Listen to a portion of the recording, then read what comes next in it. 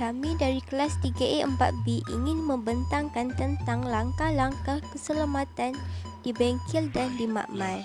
4 definisi di dalam langkah-langkah keselamatan bengkel dan makmal. Yang pertama ialah definisi keselamatan.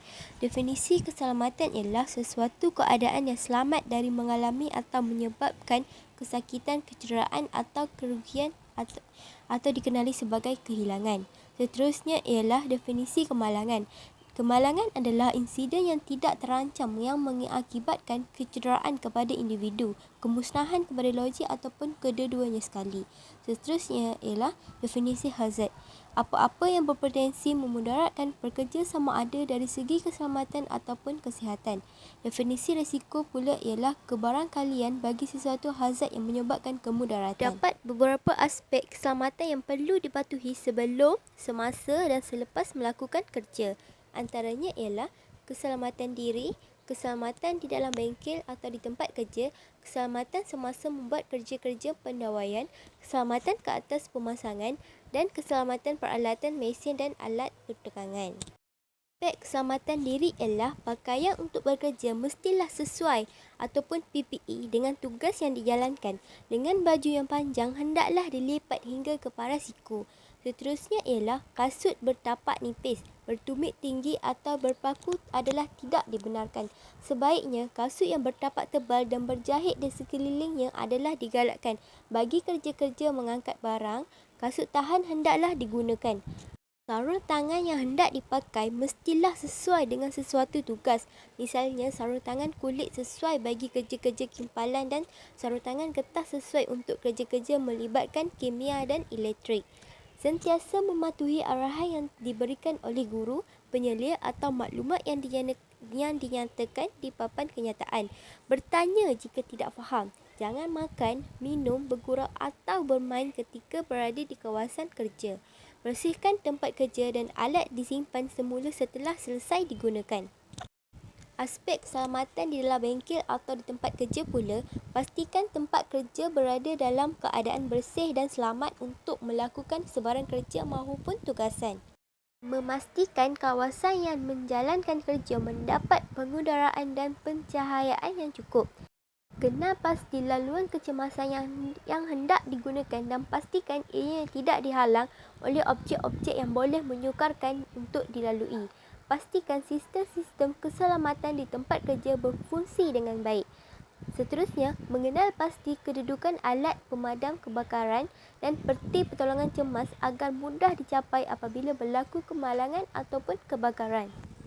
Aspek keselamatan peralatan mesin dan alat pertukangan pula ialah memastikan peralatan dan mesin yang hendak digunakan adalah dalam keadaan yang baik. Peralatan atau mesin hendaklah disimpan di tempat yang betul agar tidak membahayakan pelatih. Jangan rosakkan, buang atau tutup tanda arahan atau amaran yang terdapat pada alat-alat atau mesin. Membuat penyelenggaraan terhadap peralatan dan mesin secara berkala. Menggunakan peralatan atau mesin mengikut SOP yang telah ditetapkan. Keselamatan semasa membuat kerja-kerja pendawaian ialah utamakan kebersihan pada alat atau mesin, tempat kerja atau pakaian adalah lebih baik jika mengikut jadual bertugas yang telah ditetapkan. Mengikuti arahan dan amaran yang telah ditetapkan di kawasan kerja. Menggunakan peralatan dan kelengkapan yang sesuai dalam keadaan yang baik. Membuat pemeriksaan dan pengujian sebelum pemasangan sedia digunakan. Assalamualaikum, nama saya Muhammad Zulfi Zakaria. Ini menerangkan tentang prosedur kerja dan pencegahan COVID-19 di tempat kerja. Okey, yang pertama iaitu adalah pemakaian. Terpakai kepada semua aktiviti umum di tempat kerja, sebagai contoh memakai pelitup muka. Tidak terpakai iaitu aktiviti seperti aktiviti bekerja dari rumah, tidak memerlukan untuk pemakaian pelitup muka. Yang kedua iaitu skop. Terdapat 5 aktiviti, iaitu yang pertama dengan kemasukan mana-mana orang ke tempat kerja. Aktiviti kedua dengan aktiviti pekerjaan rutin dan tidak rutin. Seterusnya, keluar meninggalkan tempat kerja. Aktiviti keempat, dengan mengendalikan orang yang bergejala COVID-19. Lagi sekali, mengendalikan pesakit COVID-19 untuk pekerja kesihatan. 4. Peranan dan tanggungjawab sebagai pekerja. Yang pertama, bertanggungjawab bagi keselamatan dan kesihatan diri sendiri, rakan kerja dan orang lain yang mungkin terjejas semasa menjalankan kerja. Kedua, mematuhi prosedur kerja dan memakai PPE yang ditetapkan semasa bekerja. Seterusnya, pemakaian pelindung muka iaitu face shield digalakkan apabila menjalankan kerja yang melibatkan orang awam. Keempat, pemakaian pelindung muka juga diwajibkan di tempat awam dan sesak. Peranan yang kelima iaitu pekerja yang mempunyai gejala COVID-19 hendaklah dengan segera memaklumkan kepada majikan, penyelia atau penyelaras bagi tindakan lanjut. Akhir sekali, mematuhi apa-apa peraturan dan arahan yang ditetapkan oleh majikan berkaitan COVID-19 dan mana-mana panduan yang ditetapkan oleh KKM, WHO, ILO dan agensi yang berkaitan. Peranan dan tanggungjawab majikan. Yang pertama, memastikan keperluan perundangan dan prosedur kerja selamat berkaitan COVID-19 dipatuhi. Yang kedua, memastikan setakat yang praktik tempat kerja dalam keadaan selamat dan tanpa risiko jangkitan COVID-19 kepada pekerja dan orang awam yang berurusan. Ketiga, memastikan setakat yang praktik kaedah keluar dan masuk dari tempat kerja adalah selamat dan tanpa risiko jangkitan COVID-19. Yang keempat, memastikan kemudahan dan kebajikan pekerja berkaitan kawalan risiko COVID-19 serta sumber yang mencukupi disediakan. Yang kelima, memastikan maklumat, latihan dan pengawasan berkaitan COVID-19 disediakan dan disebarkan.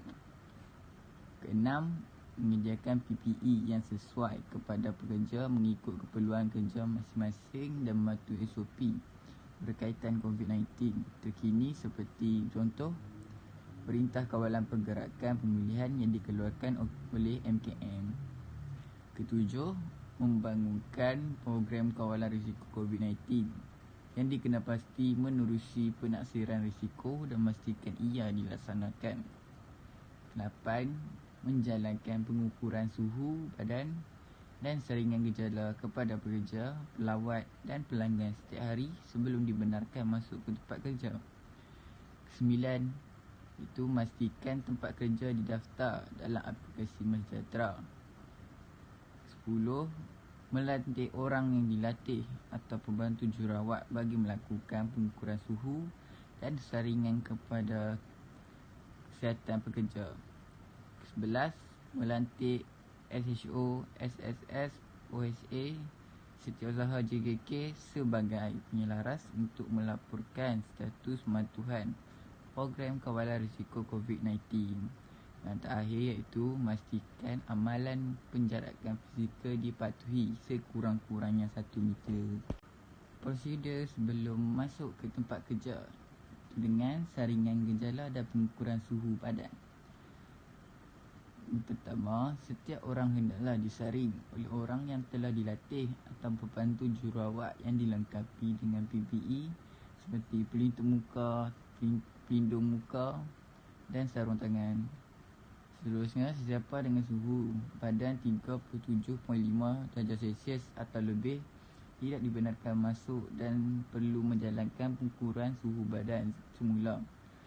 Laporkan kepada majikan sekiranya pengukuran semula suhu badan masih 37.5 darjah Celsius atau lebih bagi tindakan lanjut. 3. Sesiapa yang disaring dan mempunyai gejala COVID-19 tidak dibenarkan masuk dan perlu dilaporkan kepada majikan. Keempat, pengukuran suhu dan saringan gejala dilakukan kepada pekerja, pelawat dan pelanggan setiap hari sebelum dibenarkan masuk ke dalam tempat kerja.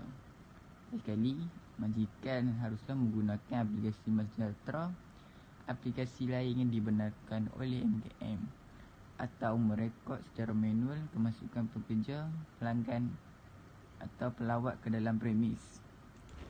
Terima kasih.